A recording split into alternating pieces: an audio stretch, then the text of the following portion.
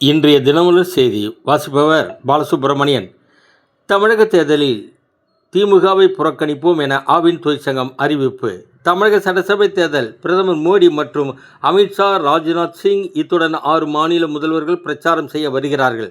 அதிமுக கூட்டணி வெற்றி பெற பாஜக வியூகம்.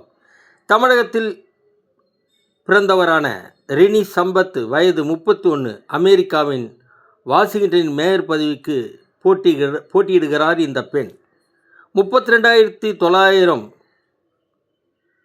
கோடி ரூபாய் கடனை செலுத்த பாகிஸ்தானுக்கு UAE எனப்படும் ஐக்கிய அரபு எமிரேட்ஸ் நெருக்கடி கொடுத்துள்ளது. தமிழகத்தில் 234 தொகுதிகளுக்கு 2,956 மனு தாக்கல்.